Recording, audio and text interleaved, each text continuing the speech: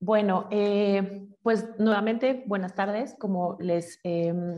estaba contando antes del video, esta es una nueva sesión del taller itinerante que organizamos desde la Dirección General de Derechos Humanos con la Escuela de Formación Judicial.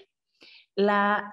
lógica de este taller es que podamos analizar diferentes líneas jurisprudenciales, diferentes estándares precedentes de la Corte Interamericana de Derechos Humanos en distintos temas y podamos hacer un ejercicio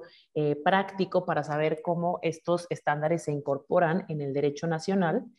y podamos hacer también un contraste respecto del principio pro persona y cuáles son los elementos que tienen que tomarse en consideración en este parámetro de regularidad constitucional.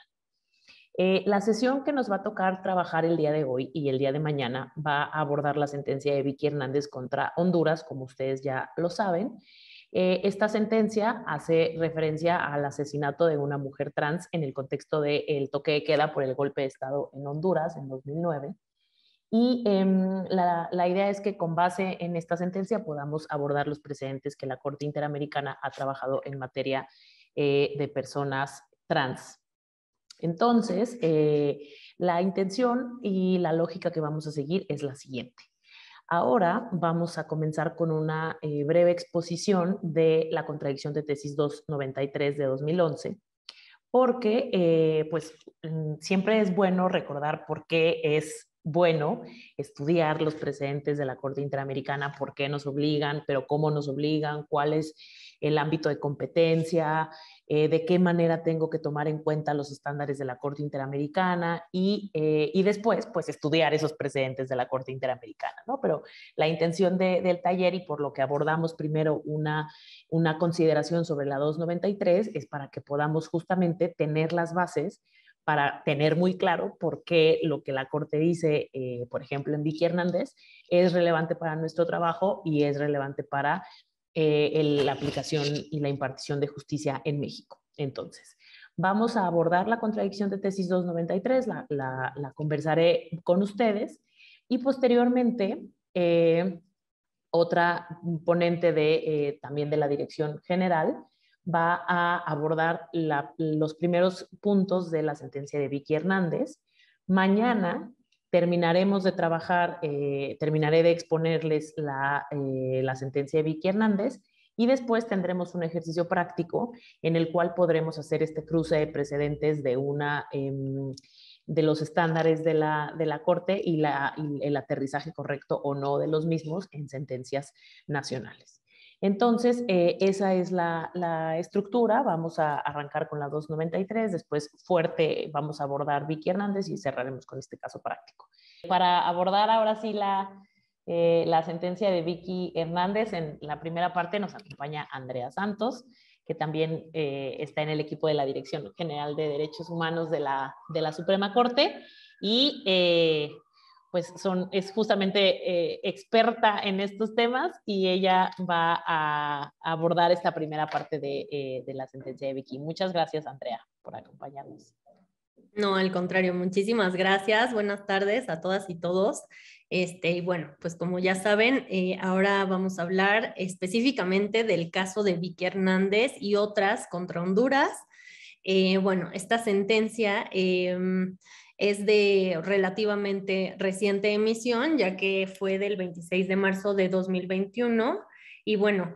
a modo de una súper breve introducción, voy a comentar para aquellos que no hayan terminado de leer el caso, que bueno, este caso versa sobre la muerte de Vicky Hernández, que era una mujer trans, era trabajadora sexual y defensora de derechos humanos en Honduras. Y entre la noche del 28 de junio y la madrugada del 29 de junio de 2009, fue pues encontrado su cuerpo sin vida en la ciudad de San Pedro Sula, en Honduras. Y bueno, es muy importante entender el contexto en el que ocurrió la muerte de Vicky, ya que ocurrió en dos contextos muy relevantes que, bueno, más adelante voy a abordar de manera más detallada, pero aquí, grosso modo, por una parte, había un contexto de violencia y de discriminación contra las personas LGBTI en Honduras, y por otra parte, había un contexto de un golpe de Estado que ocurrió precisamente, dio inicio el 28 de junio de 2009, que fue, bueno, el día en que Vicky perdió la vida. Ahora, para tener un poquito de estructura en esta exposición, primero voy a hablar de los hechos y aquí los voy a abordar de manera detallada en el entendido que todos los hechos que voy a exponer son aquellos que la Corte Interamericana tuvo por probados con base en el reconocimiento de responsabilidad del Estado, que vamos a analizar también más adelante, en todo el acervo probatorio que fue admitido y en el marco fáctico conocido del Estado de Honduras. Entonces, para tener un poco de conocimiento sobre estos hechos de manera un poco más enlistada, voy a hablar primero del contexto que se vivía en general en Honduras al momento de la muerte de Vicky Hernández. Después voy a hablar sobre Vicky específicamente y su muerte, y al final sobre el proceso de investigación que posteriormente se llevó en relación con la muerte de Vicky.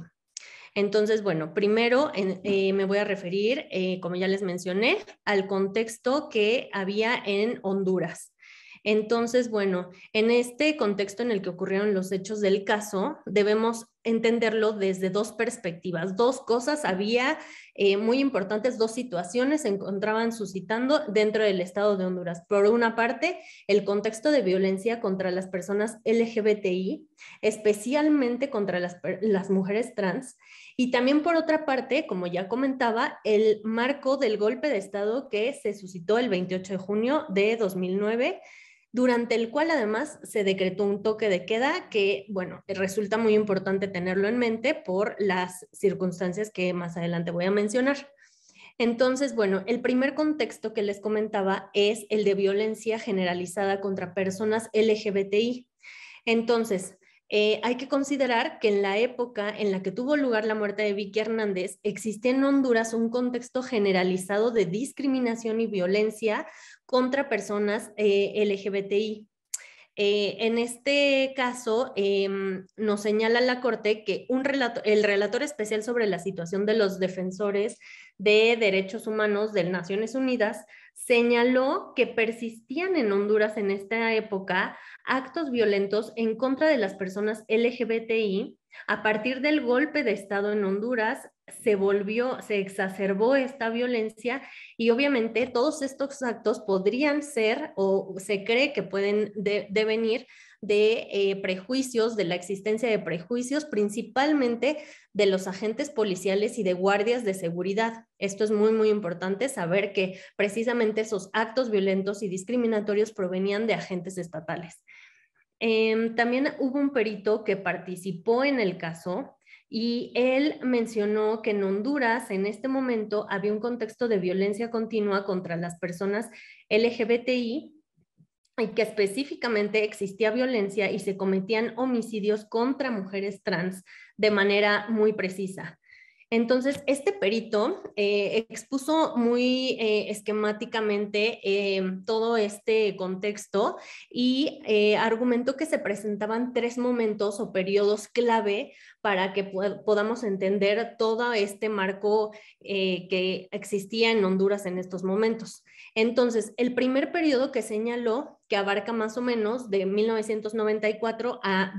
mayo de 2009, en esta etapa ocurrieron diversos asesinatos de hombres gay y de personas trans. Aproximadamente fueron más o menos 11 hombres gay y 9 personas trans. Y en esta etapa se caracterizaba porque las mujeres trans trabajadoras sexuales eran víctimas muy frecuentes de episodios de violencia, que además ellas denunciaban estos episodios que involucraban en su mayoría agentes policiales y que existía para ellas una percepción de impunidad porque denunciaban, pero no existía ni siquiera un listado o registro exacto de parte del Estado de cuántas y en qué condiciones se llevaban a cabo estos episodios violentos en contra de ellas. Entonces, eso hacía que obviamente se desincentivara que se interpusieran denuncias y entonces existía una especie de subregistro en el que ni siquiera podemos tener conciencia exacta de qué nivel de violencia en contra de estas personas trans, mujeres trans, existió en Honduras en esos momentos. Entonces, la segunda etapa a la que se refirió este perito abarca ahora de junio de 2009 a enero de 2010 y justamente fue en este lapso cuando ocurrió la muerte de Vicky Hernández. Este periodo tiene como telón de fondo el golpe de Estado ocurrido en Honduras el 28 de junio de 2009 y este mismo ciclo duró hasta enero de 2010, que en realidad, si vemos, es un periodo muy corto que duró 7 meses y en ese entonces aumentaron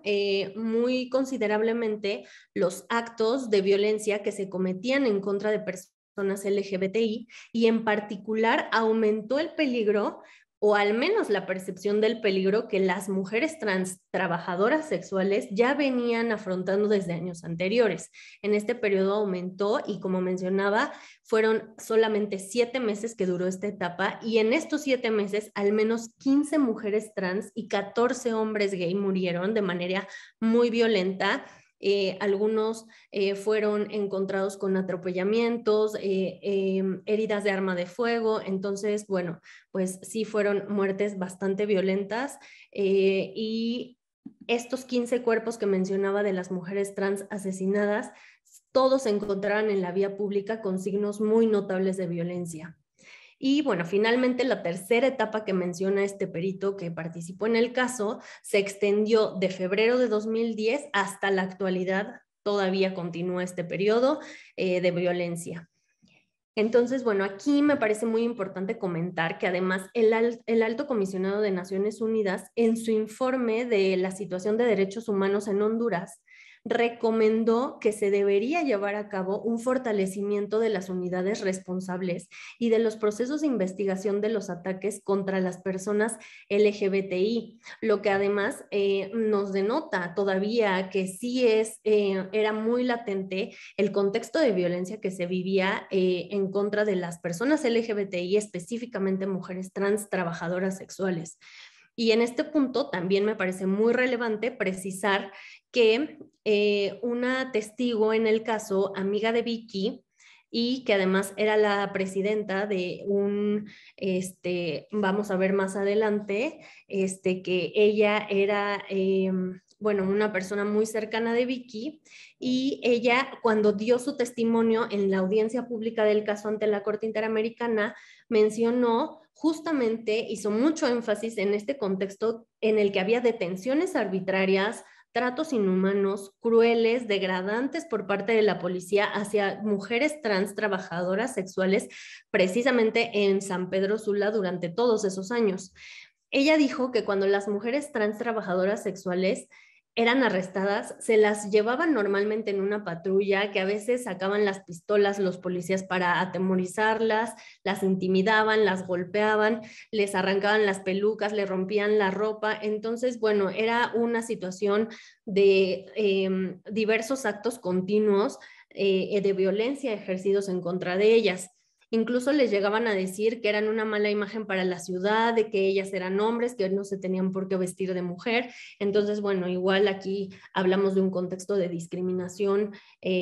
por parte de las autoridades que se dio en este testimonio. Entonces, también mencionó, por ejemplo, que alguna vez ella misma pudo presenciar un homicidio de una mujer trans por parte de la policía en el marco de un arresto hacia esta mujer, es decir, la policía la arrestó y posteriormente pues se culminó con su homicidio. También dijo que ella había sabido de otra mujer trans que fue asesinada frente a 2 compañeras y que ese caso fue judicializado, es decir, se hizo la denuncia correspondiente y el procedimiento terminó con la condena del perpetrador, perdón, pero incluso en este caso donde hubo una condena, donde se castigó a quien cometió el homicidio, las dos compañeras que fungieron como testigos, una fue asesinada y la otra tuvo que exiliarse de Honduras debido a las intimidaciones que hubo por parte de la policía. Bueno, pues ese fue el contexto generalizado que había en Honduras en el momento de la muerte de Vicky Hernández, un poco antes y un poco después, durante las 3 etapas que acabo de describir. Ahora vamos a hablar precisamente del golpe de Estado del 28 de junio de 2009. Y bueno, entonces sumado a ese contexto de discriminación que había en Honduras y a la violencia persistente contra personas LGBTI, estos hechos, los hechos del caso de Vicky Hernández, se relacionan con la situación política en Honduras y el punto toral fue el golpe de Estado que agudizó las situaciones de violencia y todas las violaciones a derechos humanos que se cometían. Fue precisamente, como ya mencioné, el 28 de junio de 2009, el día en que murió Vicky Hernández, cuando el presidente constitucional de Honduras fue derrocado mediante un golpe de Estado. Ese día lo que sucedió fue el que el Congreso Nacional sesionó y dio lectura a una supuesta carta de renuncia del presidente y como consecuencia, ordenó mediante decreto legislativo nombrar como presidente interino al entonces presidente del Congreso. Y fue él precisamente quien decretó el estado de excepción y un toque de queda. Este toque de queda, pues ahorita vamos a ver que tiene mucha relación con los hechos del caso de Vicky. Después de que se declaró este estado de excepción y que, bueno, se dio el golpe de estado, los días siguientes hubo diversas manifestaciones en toda la ciudad, en todo Honduras incluso, y estas manifestaciones fueron violentamente reprimidas por el Estado, por la policía y agentes estatales. En el marco de estas manifestaciones se detuvo a muchísimas personas, fueron miles de personas detenidas y las manifestaciones, bueno, de manera generalizada, fueron reprimidas mediante un uso excesivo de la fuerza y también, evidentemente, hubo detenciones arbitrarias, etcétera. Durante estos enfrentamientos, de hecho, murieron 9 personas manifestantes y de acuerdo a la información remitida por el propio Estado a la Corte, se menciona en la sentencia, el 29 de junio, que fue el día que apareció el cuerpo sin vida de Vicky Hernández, fueron además cometidos otros 4 homicidios. Entonces, bueno, esto nos da un poco más de contexto sobre la situación generalizada que existía en el país en el momento de la muerte de Vicky y que, bueno, fue precisamente el día que se dio el golpe de Estado, bueno, entre la noche de ese día y la madrugada del día siguiente, cuando se suscitó la muerte de Vicky Hernández. Que a continuación voy a detallar un poco más en esos hechos. Entonces, una vez que ya tuvimos el contexto de Honduras, ahora vamos a tratar sobre la muerte de Vicky Hernández, sobre Vicky Hernández y su muerte. Entonces, bueno, Vicky Hernández tenemos conocimiento que nació en septiembre de 1983 en San Pedro Sula, Honduras. Ella estudió hasta 6º grado de primaria y tuvo que dejar sus estudios para empezar a trabajar y apoyar económicamente a su madre y a los gastos educativos de su sobrina. Ella contribuía de manera significativa para el sustento económico de su familia. Vicky era una mujer trans y en consecuencia siempre estuvo sujeta a prejuicios, a la falta de reconocimiento legal de su identidad de género. Y además ella era trabajadora sexual y era activista dentro de un colectivo llamado Unidad Color Rosa. Este colectivo se dedica a defender los derechos humanos de las personas trans en Honduras y también esta organización se especializa en VIH-Sida.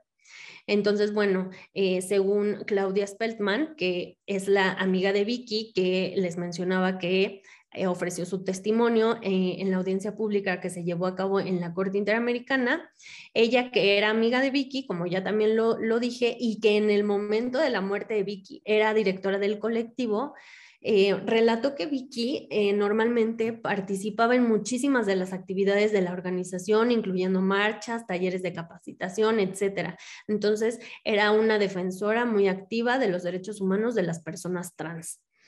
Al momento de que ocurrieron los hechos, Vicky era portadora de VIH y vivía con su hermana, su sobrina y su madre. Su mamá contó durante su testimonio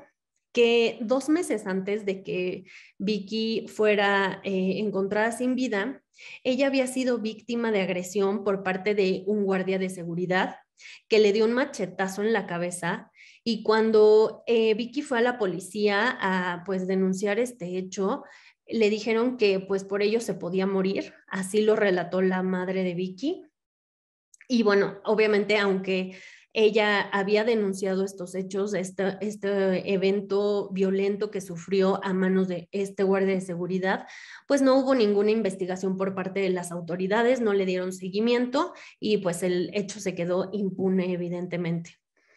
Y bueno, ya vamos al día de la muerte de Vicky, que fue, como ya he mencionado, la noche del 28 de junio de 2009, cuando se declaró el toque de queda en el contexto del golpe de Estado que surgió en Honduras. Y este toque de queda regía entre las 9 de la noche y las 6 de la mañana. Posteriormente, por testimonio de unas compañeras de Vicky, se supo que esa noche ella se encontraba con 2 compañeras que salieron a la calle, y cuando iban caminando por la zona roja donde ejercían su trabajo sexual, fueron ellas 3 descubiertas por una patrulla de policía que intentó arrestarlas. Es decir, las encontraron y con motivo del toque de queda, bueno, pues decidieron arrestar a estas 3 mujeres. Ellas, evidentemente, por todo el bagaje que tenían de hechos violentos con la policía, de enfrentamientos y de toda esta situación y del contexto que ya me referí de violencia y de discriminación hacia las personas trans, específicamente también trabajadoras sexuales, pues ellas con miedo huyeron cada una por diferente lugar para que la patrulla no las pudiera alcanzar. Y entonces las otras 2 compañeras de Vicky la perdieron totalmente de vista y no supieron nada de lo que ocurrió después de eso, hasta que el día siguiente, el 29 de junio, agentes de la Dirección Nacional de Investigación Criminal de Honduras recibieron una comunicación sobre el hallazgo de un cuerpo sin vida que posteriormente se supo que correspondía a Vicky Hernández. Y el 29 de junio a las 9 de la mañana, 9:15 de la mañana, se hizo el levantamiento del cuerpo. En el acta de levantamiento del cuerpo se indicó que Vicky Hernández presentaba una herida irregular en el ojo izquierdo, otra herida irregular en la parte de la frente, del lado izquierdo también, y una especie de moretones en los párpados. Bueno, al final, en esta acta se concluyó como causa aparente de la muerte de Vicky una laceración cerebral por perforación de arma de fuego que tenía entrada y salida. Y es muy relevante aquí precisar que la identidad de Vicky en esta acta de levantamiento fue registrada como un desconocido de sexo masculino. En esa acta también se indicó que se halló un preservativo aparentemente usado cerca del cuerpo de Vicky Hernández y una ojiva que, bueno, es una parte de una bala a menos de 7 metros del cuerpo de Vicky. La Fiscalía General de la República de Honduras afirmó que en el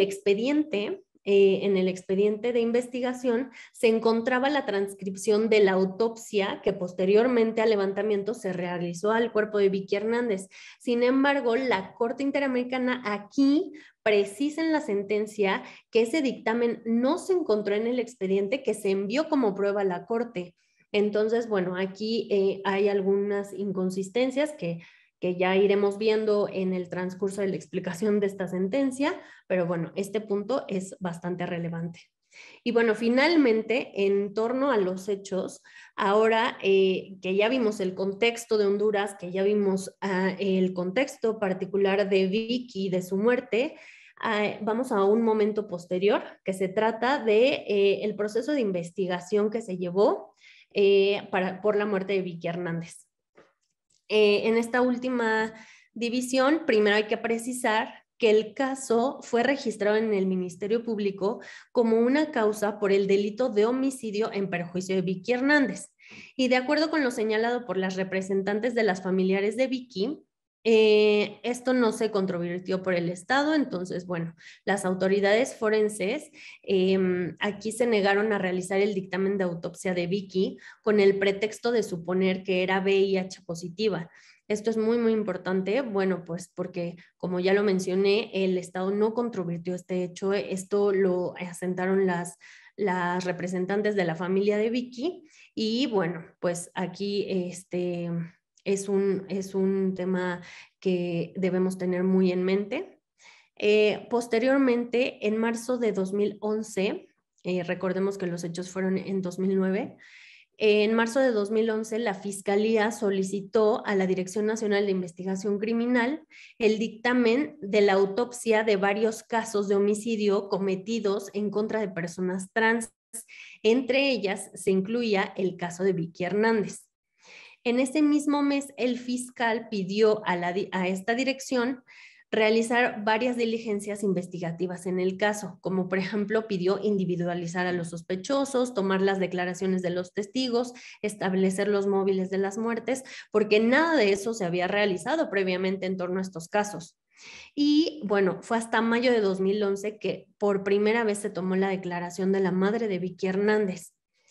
Según la Fiscalía, para julio de 2013 ya se habían realizado diversas diligencias que, como comento, hasta el momento no se habían realizado, como por ejemplo el acta preliminar de levantamiento, una constancia de defunción de Vicky Hernández, etcétera. Diversas gestiones que debían de haberse realizado con anterioridad. Después se señala que la autopsia fue realizada por una persona que ya no trabajaba para medicina forense, esto lo señaló la fiscalía, entonces dijo, bueno, como ya ella ya no trabaja aquí, entonces ya está pendiente de ubicarse y no la hemos encontrado, entonces no podemos tomar su declaración. En octubre de 2013, 2 años después, la abogada de las familiares de Vicky Hernández pidió una copia fotostática del expediente. Y además pidió que se corroborara la identidad de la médica que había elaborado el dictamen de la autopsia, pues como dije, no la encontraban para tomar su declaración porque argumentaron que ella no trabajaba ahí. La petición de las dos peticiones que realizó la abogada de las familiares de Vicky sobre las copias y sobre corroborar la identidad de la médica fue rechazada por la fiscalía y le dijo que se pondría en riesgo la investigación, entonces por eso no lo podían proporcionar y entonces la abogada las requirió a su superior jerárquico. En noviembre de 2013, la Fiscalía presentó un informe en donde mencionó que se realizaron algunas nuevas diligencias, como por ejemplo el intento de llamadas telefónicas a amigos y personas cercanas de Vicky para tomar los testimonios, pero que finalmente no se pudo concretar porque adujeron que los números sonaban desconectados, entonces que no pudieron contactar a ninguna persona de amigos ni personas cercanas de Vicky Hernández. Igual fue hasta noviembre de 2013 cuando el Ministerio Público aceptó finalmente la solicitud de la abogada de las familiares de Vicky de obtener copia del expediente. Y cuando se la dieron, ella dijo que estaba igual que en octubre, que ya había pasado un par de meses, entonces que realmente no se habían integrado al expediente los documentos que ya había firmado la Fiscalía que existían dentro de la investigación. Bueno, pues ese es el contexto de las investigaciones. La verdad es que aquí podemos ver que fue un poco enredosa y con plazos bastante largos. Bueno, ahora voy a hablar de un tema un poco peculiar en el procedimiento de la Corte Interamericana, que es el reconocimiento de responsabilidad. En este caso resulta muy, muy importante saberlo y bueno, obviamente esto es una peculiaridad del sistema interamericano que no rige de manera necesaria en los sistemas locales. Pero bueno, me parece bastante esquemático exponerlo en este momento. Y bueno, durante la audiencia pública que se llevó a cabo en la Corte, el Estado de Honduras decidió allanarse parcialmente y reconocer que en el momento que ocurrió el hecho no se efectuó la debida investigación por parte de los entes encargados sobre la muerte de Vicky Hernández. Entonces, bueno, aquí el Estado aceptó prácticamente que efectivamente no se habían llevado a cabo las investigaciones de la manera que se debían haber llevado diligentemente. Y bueno, aquí por eso la Corte consideró que se allanó parcialmente respecto de esas alegaciones. Las representantes de la familia de Vicky Hernández argumentaron que entonces con esto el Estado se estaba contradiciendo porque rechazaron que agentes estatales hubieran participado en la muerte de Vicky, pero al mismo tiempo estaban reconociendo que la investigación no se había llevado a acuerdo con los estándares interamericanos. Es decir, no, por una parte dijeron, no, la investigación no se llevó conforme a los estándares, pero afirmamos que no participaron agentes estatales. Entonces, para las representantes esto era un poco contradictorio y por ello se podía presumir, de acuerdo con ellas, que la muerte de Vicky sí pudo haberse perpetrado en manos de agentes estatales. La comisión, por su parte, la Comisión Interamericana, mencionó durante la audiencia pública que valoraba la manifestación del allanamiento parcial del Estado porque eso contribuye positivamente a la obtención de justicia para Vicky, ya que constituía una aceptación parcial de los hechos y de todas las violaciones alegadas. Entonces, esto podía contribuir de manera positiva a los demás hechos y al desarrollo del proceso, ya que podría influir en el análisis sobre todas las demás violaciones alegadas, ya que finalmente todo forma parte de un mismo conjunto de circunstancias. Esto fue lo que dijo la comisión y bueno, ahora vamos a ver qué dijo la Corte en cuanto a los hechos. Entonces, a la luz de este reconocimiento parcial que hubo del Estado de Honduras, la Corte determinó que cesa la controversia sobre los hechos relacionados con la investigación para esclarecer la muerte de Vicky Hernández. Es decir, que la Corte determina que ya como hubo un allanamiento por parte del Estado, ya no se va a hacer seguir ninguna controversia respecto de los hechos relacionados precisamente con todo el proceso de investigación que se llevó a cabo en torno a la muerte de Vicky Hernández. Sin embargo, obviamente subsiste la controversia respecto de los hechos que llevaron a la muerte de Vicky, a la discriminación basada en prejuicios en contra de ella como una persona parte de la comunidad LGBTI por parte de las autoridades hondureñas. Entonces, obviamente queda ya subsanada la controversia o queda terminada la controversia respecto de la investigación, pero continúa respecto de los hechos y de la discriminación que sufrió Vicky Hernández. Para ser más específica, la controversia siguió abierta respecto de la vulneración de los siguientes derechos que voy a enumerar respecto de Vicky Hernández, que fueron derecho a la vida, a la integridad personal, a la vida privada, libertad de expresión, a la igualdad y no discriminación, a una vida libre de violencia, a la identidad de género, a los derechos al reconocimiento de la personalidad jurídica, libertad personal, vida privada, libertad de expresión y al nombre, todos ellos en relación en perjuicio de Vicky Hernández. Y además, en perjuicio de las familiares de Vicky Hernández, es decir, su madre, su hermana y su sobrina, subsistía la alegación de la violación a su derecho a la integridad personal. Entonces, bueno, aquí ya después la Corte relata las pruebas, aquí en la sentencia, relata las pruebas que se tomaron en consideración,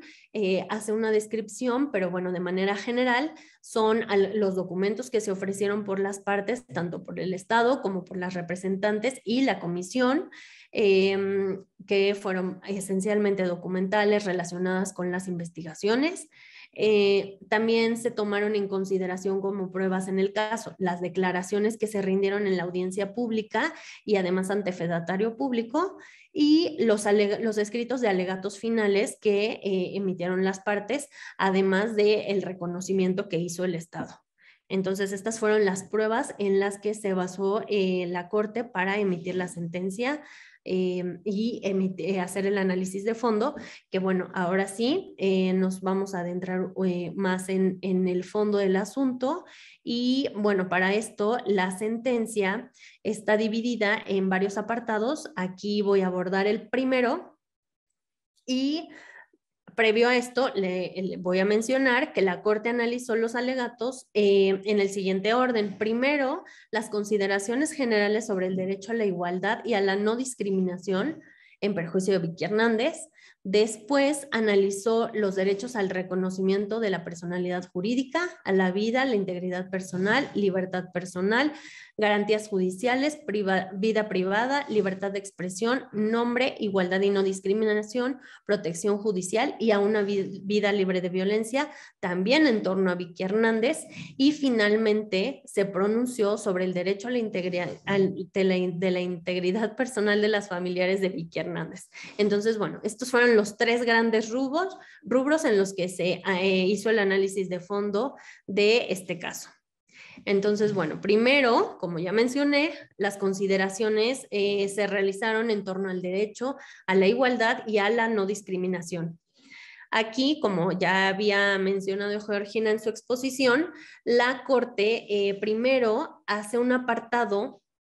en donde expone de manera muy breve los alegatos de las partes y de la comisión en torno a la violación hacia estos derechos de igualdad y no discriminación. Entonces, aquí nos dice que la comisión señaló que lo ocurrido a Vicky Hernández constituyó un supuesto de violencia por prejuicios basados en su identidad y en su expresión de género. Aquí también la comisión indica que esa violencia se basa en que quien la comete busca castigar las identidades, expresiones o cuerpos que difieren de todas aquellas normas que pensamos como tradicionales y de los roles de género también considerados como tradicionales. Entonces, aquí a lo que se refiere es que el perpetrador de este tipo de violencia siempre quiere castigar que alguien sea distinto de lo que se considera una forma tradicional. También se refirió la comisión a los prejuicios existentes, no solo en los hechos de la muerte de Vicky Hernández, sino lo que siguió cuando en el proceso de investigación, cuando pasó a manos de órganos y autoridades encargadas de toda esta investigación, a los entes estatales que intervinieron. Además, siguió todavía la concepción de estos prejuicios. Entonces, bueno, esto fue lo que dijo la comisión. Por su parte, las representantes de las familiares de Vicky Hernández señalaron que por ejercer su derecho a expresar su identidad de género, Vicky Hernández fue privada arbitrariamente de su vida y manejaron el caso como un transfeminicidio. Ellas argumentaron que se tenía que usar este término, ya que Vicky era una mujer trans. Y bueno, aquí también argumentaron que se demostraba un prejuicio y sesgos en contra de todas las personas trans, específicamente de Vicky Hernández, y que por ese prejuicio se abandonó y se descuidó la investigación y en la etapa de investigación se usaron intencionalmente, como ya había mencionado, por ejemplo, en el acta de levantamiento del cuerpo, se utilizó de manera intencional el nombre masculino que no reflejaba la identidad de género de Vicky, y además estas autoridades al hacer eso no aplicaron la debida diligencia requerida por las propias leyes de Honduras. O sea, en Honduras existe una normatividad en torno a esta forma de evitar la discriminación, la cual no acataron las propias autoridades. Dijeron también que hubo, las representantes de las familiares de Vicky dijeron también que hubo discriminación que se basó en la expresión y en la identidad de género, y que con ello se violó el derecho a la igualdad ante la ley, y que además el hecho de que no se reflejara la identidad de género y el nombre de Vicky Hernández que tenía en su documento de identidad, pues evidentemente le causaba un perjuicio específicamente a sus derechos a la igualdad y a la no discriminación. Por su parte, el Estado alegó que Vicky Hernández desarrolló plenamente su personalidad e identidad de género trans, que ella ejerció su trabajo sexual sin ninguna discriminación ni limitantes en su derecho a la personalidad y expresión de género, y que no existía por eso ningún elemento que indicara que el hecho había sido ejecutado debido al prejuicio contra mujeres trans. Bueno, pues obviamente el Estado fue quien argumentó esto, y bueno, ya veremos más adelante cómo lo resolvió la Corte. Ahora, estas fueron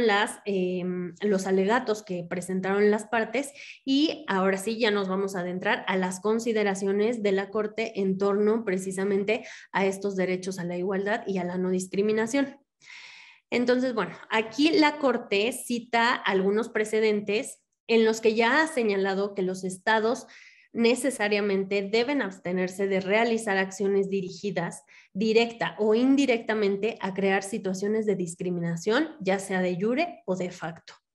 Entonces, todo tratamiento que pueda ser considerado discriminatorio respecto del ejercicio de cualquiera de los derechos que estén garantizados en la Convención Interamericana de Derechos Humanos, siempre será incompatible con ella.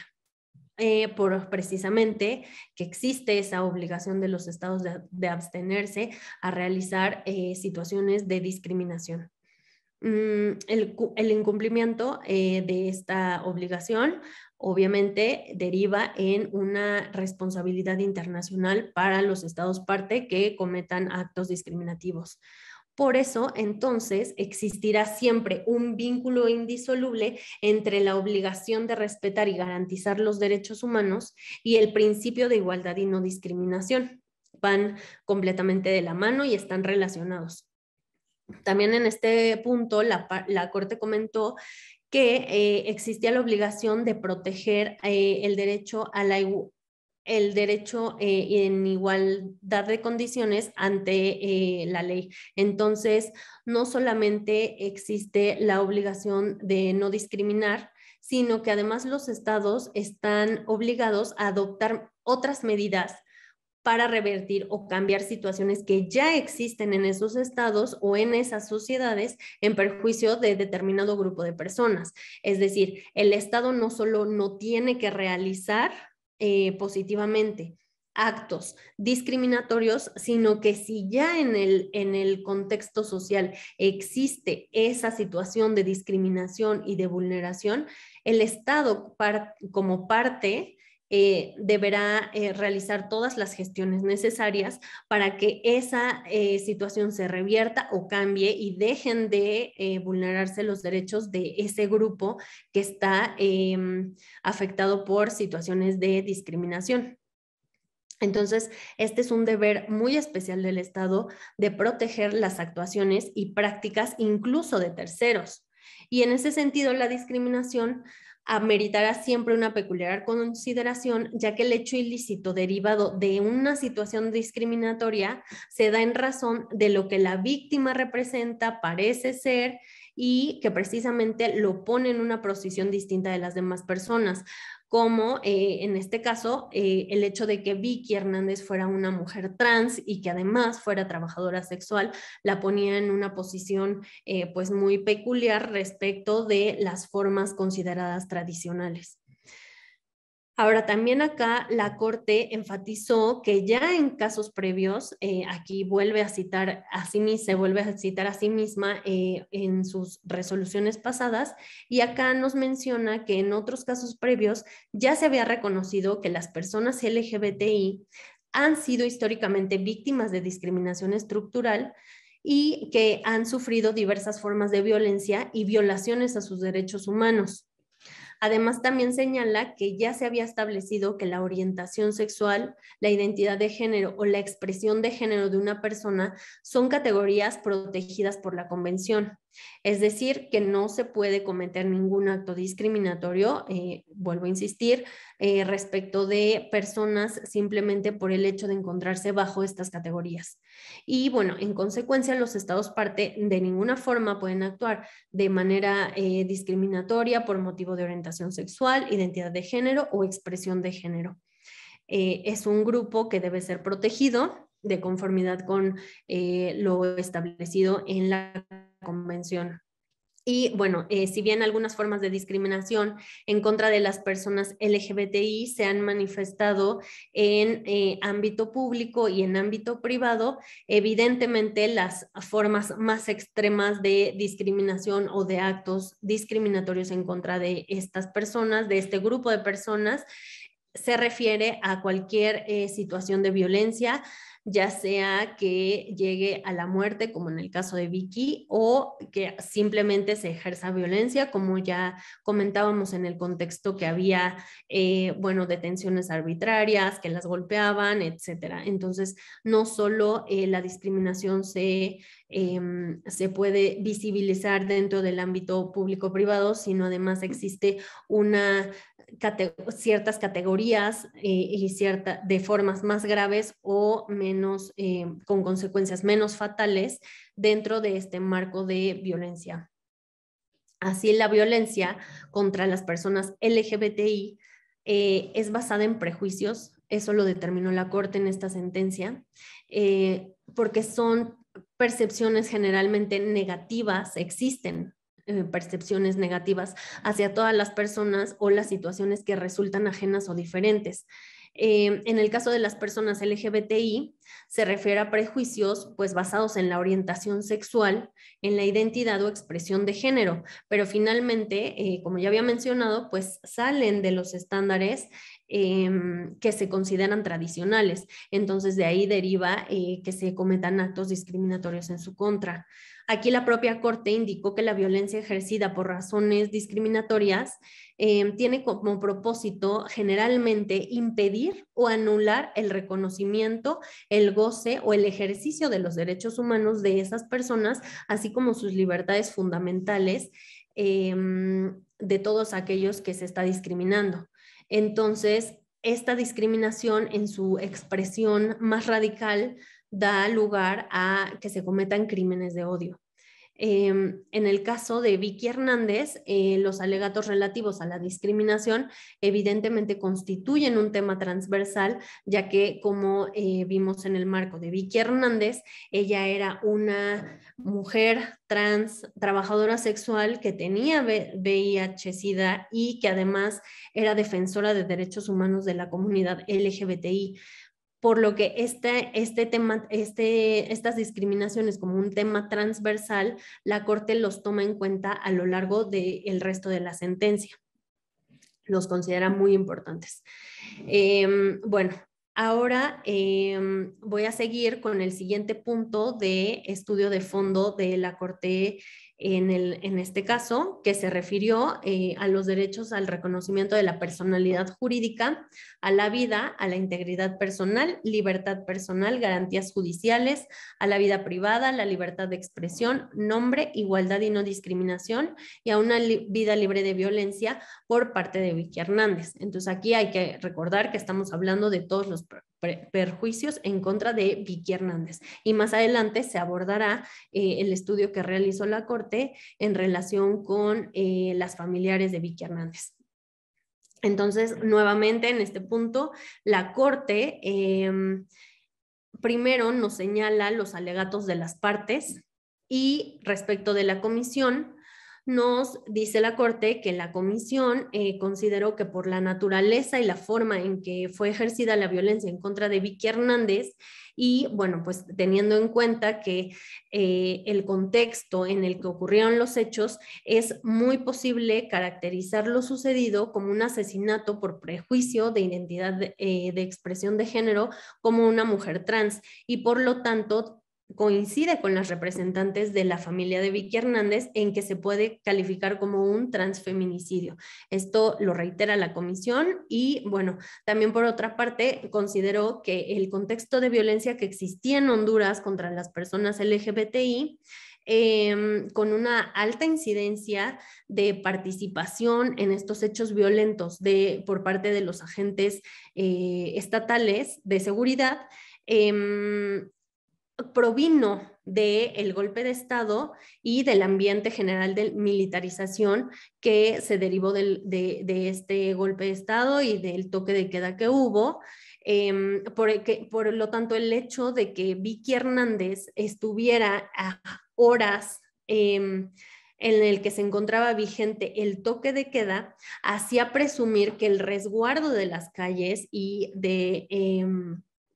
del lugar en donde se suscitaron los hechos estaba a cargo del Estado, porque recordamos que las horas en las que sucedió la muerte de Vicky fue mientras regía el toque de queda que se había declarado derivado del golpe de Estado. Entonces, bueno, aquí la comisión nos dice que por eso se puede inferir, se pueden tener indicios de que se involucraron agentes del Estado en la muerte de Vicky.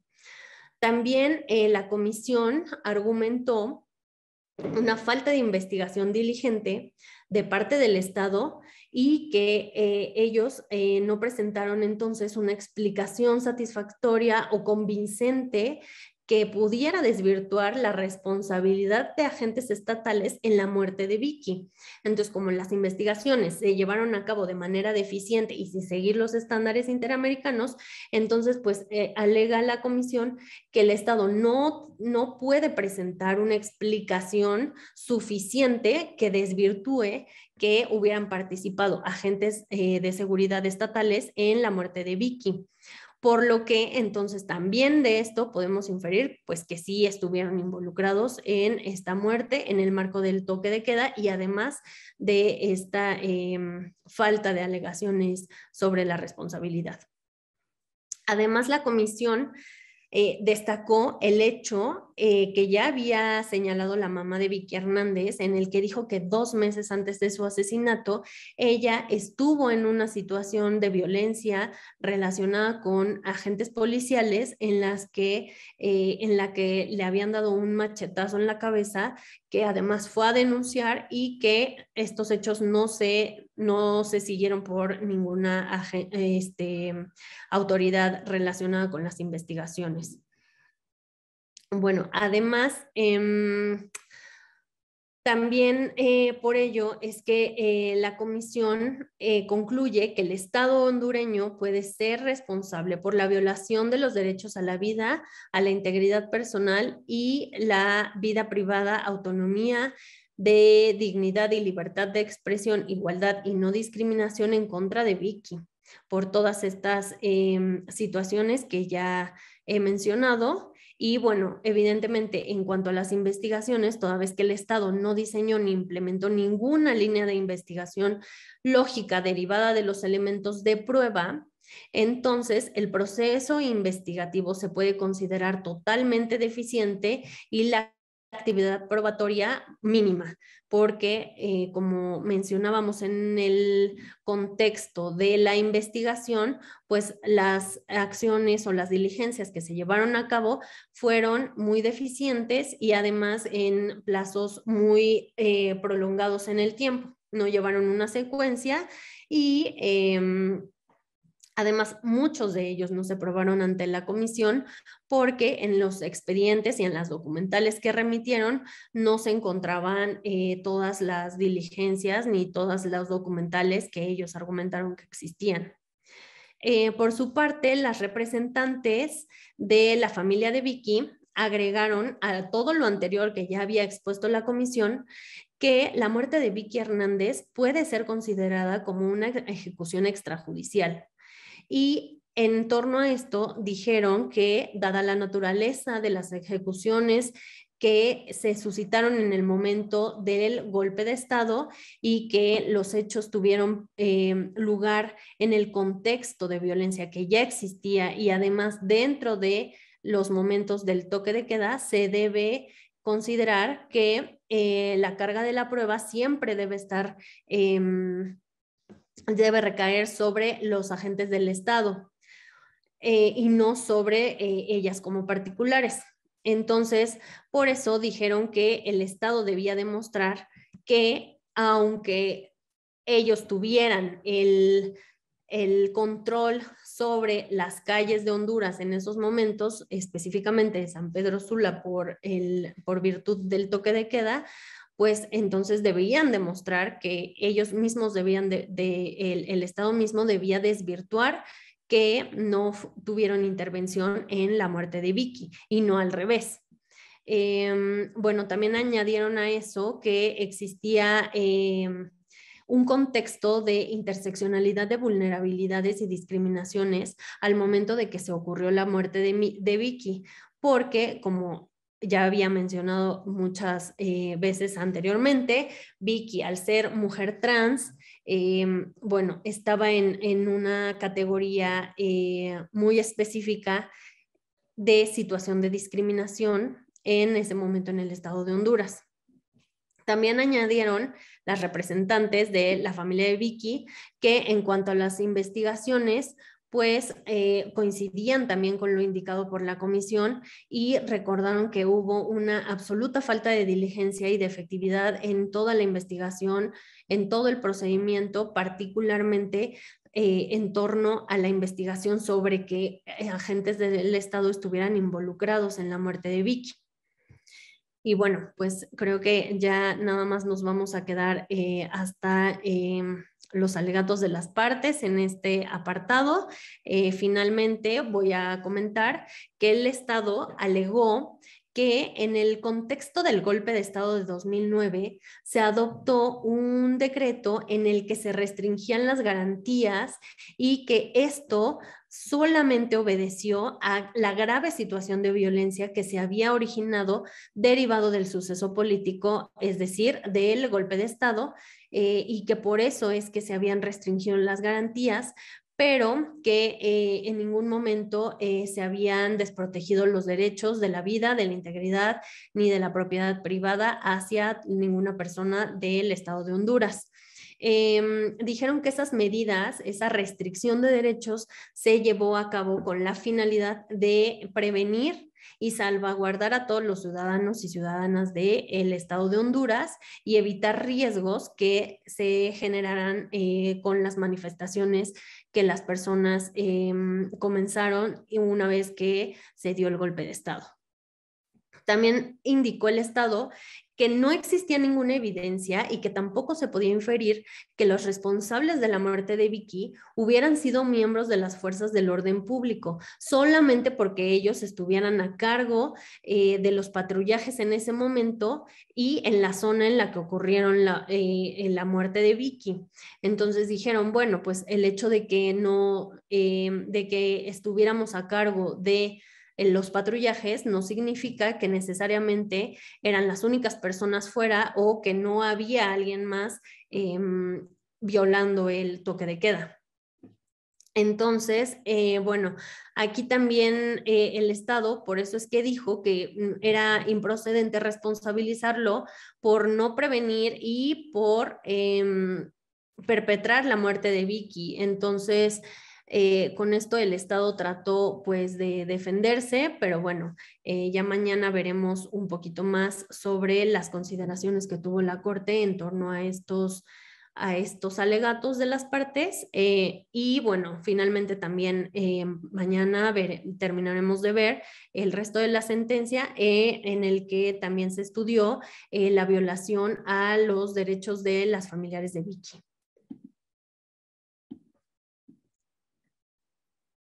No sé si hay algunas dudas.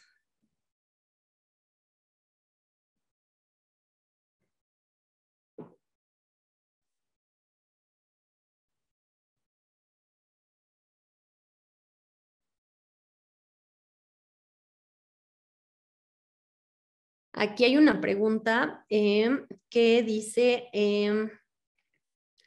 que nos dice, ¿qué tan acertado sería el concepto transfeminicidio? Bueno, pues esto vamos a verlo un poquito más adelante cuando terminemos de ver el fondo del estudio que hizo la Corte. De primera mano, pues les comento, esto fue los alegatos de la comisión y de las representantes de la familia de Vicky Hernández y obviamente ellas utilizaron este término debido, como ya había mencionado, a la transversalidad en la violación que hubo a los derechos de Vicky, porque recordemos que no solo Vicky fungía aquí como una mujer en el caso que se tendría que estudiar con perspectiva de género, sino además era una mujer trans, lo que nos hace que este caso se tuviera que utilizar una perspectiva para juzgar con perspectiva de personas LGBTI y además era una trabajadora sexual y tenía VIH-Sida. Entonces, bueno, me parece que esta aclaración sobre si fue correcto o no la denominación que realizaron tanto la comisión como las representantes sobre el uso de la palabra transfeminicidio. Esto lo vamos a ver un poco más adelante cuando terminemos de analizar el estudio que hizo la Corte, sobre todo en esta segunda parte de derechos, donde se estudiaron mucho más derechos y no solo el de la no discriminación, que fue el que ya expuse. En este punto se va a lograr aclarar esa situación. Pues bueno, creo que ya no hay más preguntas acá en el chat. Muchísimas gracias a todas y a todos. Pues mañana terminaremos de ver el caso y procederemos a la actividad para poder aplicar los estándares que derivan de este caso y de esta resolución de la Corte Interamericana. Bueno, pues ya, nos vemos mañana. Muchísimas gracias. Estamos trabajando desde el día de ayer la sentencia de Vicky Hernández contra Honduras y también la contradicción de tesis 293, como en este marco de la aplicación de estándares del sistema interamericano en el ámbito nacional. Ayer justamente conversamos sobre la contradicción de tesis 293, fuimos viendo cuáles eran las controversias a las que hizo referencia y cuál era la jurisprudencia de la Corte al respecto.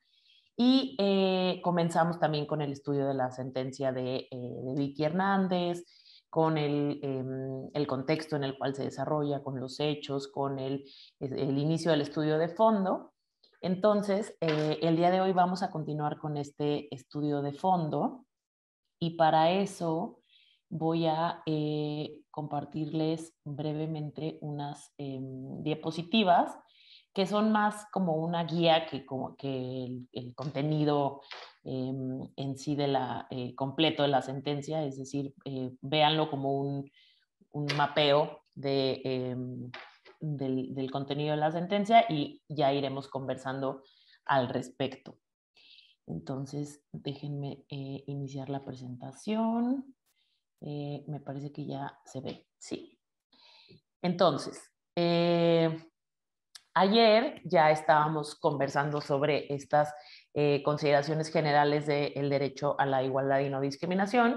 y justamente como el caso hace referencia a eventos que tienen que ver con un trato discriminatorio, es algo que es transversal al estudio de todas las otras violaciones que se analizan en la sentencia. Esto quiere decir que hay primero un apartado general en la sentencia respecto a el derecho a la igualdad y no discriminación, con base en el artículo 1.1 y en el 24. Y esto tiene también mucho sentido porque en materia de género, la Corte ha entendido que es una categoría protegida por el artículo 1.1, con base en lo cual no puede haber una distinción, ya sea en derecho o de facto, porque esa distinción, ese trato discriminatorio sería incompatible con la Convención Americana sobre Derechos Humanos. Entonces, lo que es importante aquí es destacar eso, que dentro de las categorías protegidas, las categorías que no, sobre las cuales no puede hacerse un trato discriminatorio, encontramos la orientación sexual, la identidad de género y la expresión de género. Entonces, eso es importante, ya lo conversábamos. Y el análisis posterior que hace la Corte ya tiene que ver con personalidad, vida, integridad,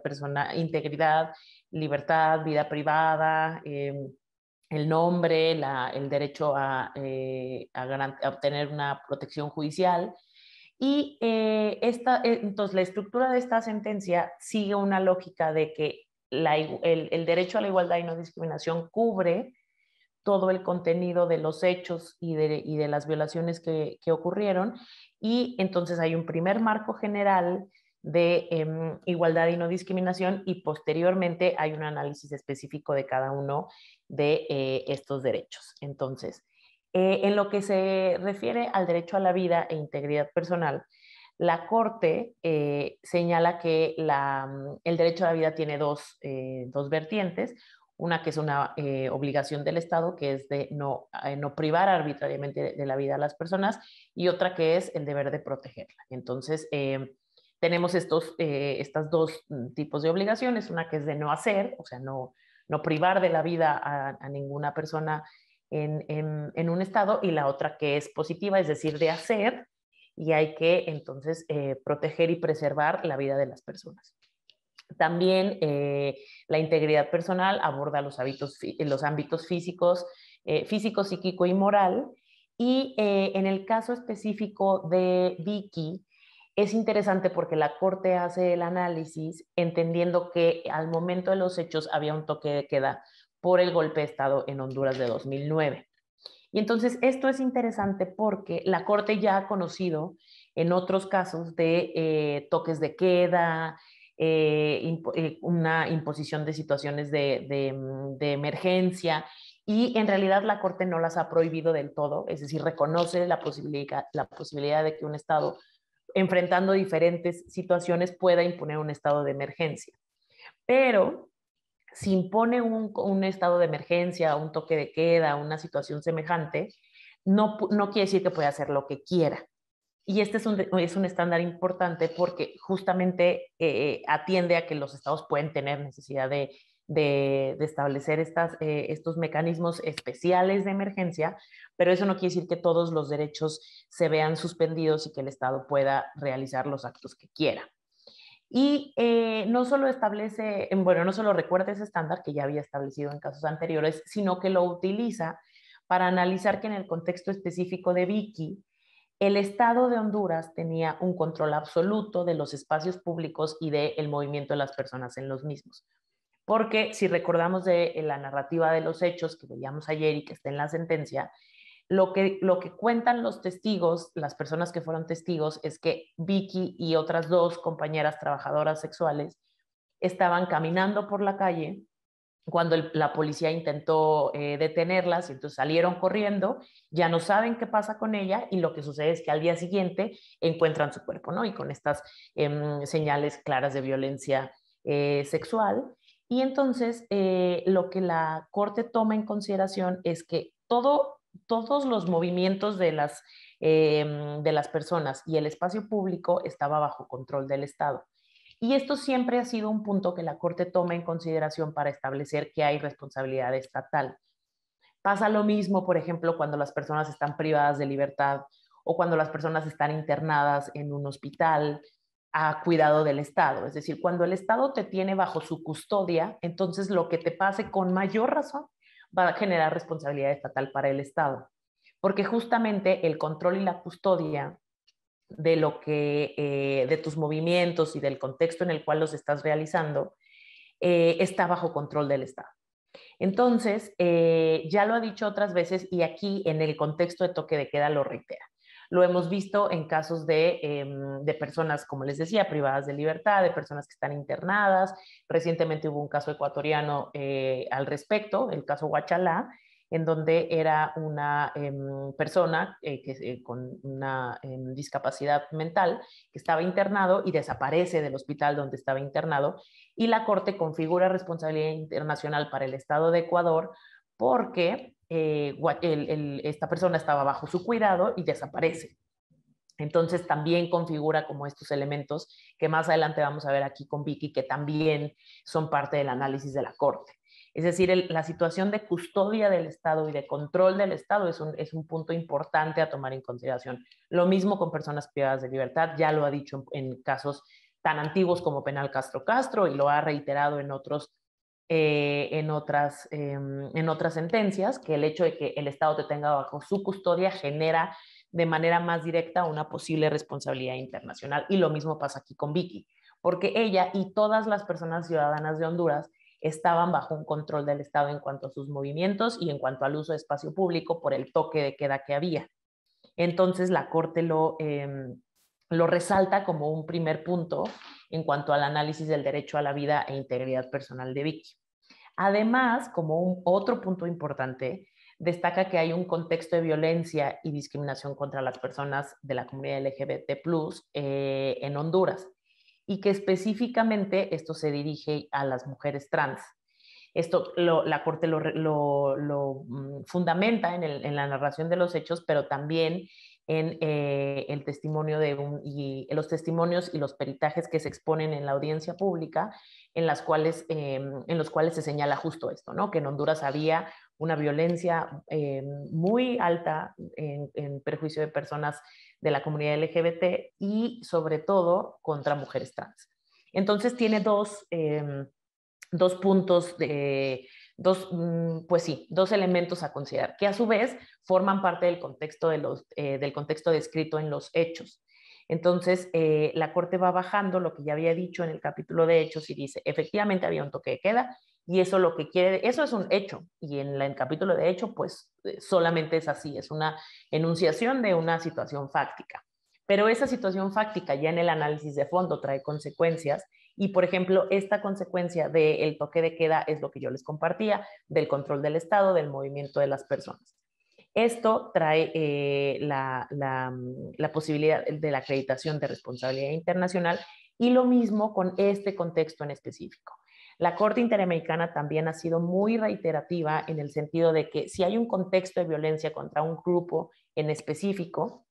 el Estado tiene que tomar medidas para proteger a este grupo. Y también lo vamos a ahondar un poco más adelante, pero esa es la idea. La idea es que el Estado puede tener responsabilidad internacional si es que conocía de un contexto existente de violencia contra un grupo particular de su población y no tomó medidas al respecto. Lo podemos ver desde Campo Algodonero, que la Corte enmarca los hechos en un contexto de violencia contra las mujeres en Ciudad Juárez y en Chihuahua, y por eso acredita después responsabilidad internacional, pero lo ha repetido en múltiples casos, ¿no? En Belis Franco contra Guatemala también reconoce que hay un contexto de feminicidios en Ciudad de Guatemala y por lo mismo acredita la responsabilidad internacional. Porque después surge la pregunta de que por qué el Estado va a tener responsabilidad internacional por el hecho de que matan a una mujer en la calle. De repente sí hay como ese argumento de, bueno, pero es que ni modo que el Estado sea responsable por todas las personas que matan, responsable en este sentido, pues de acreditar violación a derechos humanos de la Convención Americana. Y entonces la construcción que la Corte tiene haciendo pues ya más de una década es que si el Estado tiene este conocimiento es cuando tiene la obligación de tomar medidas de protección. Entonces, esto ya se ha reiterado, no solo en el caso de las mujeres, también en el caso de Hacienda Brasil Verde, la Corte menciona un contexto de lo que acredita como trata de personas y esclavitud respecto a personas que eran captadas en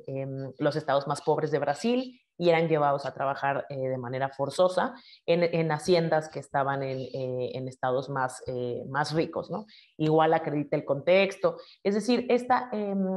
demarcación del contexto, la Corte no solo lo hace para los hechos, ¿no? Como para decir en qué marco está parado, sino que hay una consecuencia en cuanto a la aplicación del derecho en el análisis de fondo. Y estas dos cosas, entonces, el control por el toque de queda y el contexto de violencia contra mujeres trans, enmarcan el análisis de la violación al derecho a la vida. Y justamente en ese sentido, la Corte establece que no es posible, efectivamente, acreditar que la muerte de Vicky fue a manos de agentes de la policía, pero sí acredita responsabilidad internacional. Y justamente para acreditar esta responsabilidad internacional toma en consideración el contexto de violencia y discriminación que ya conversamos,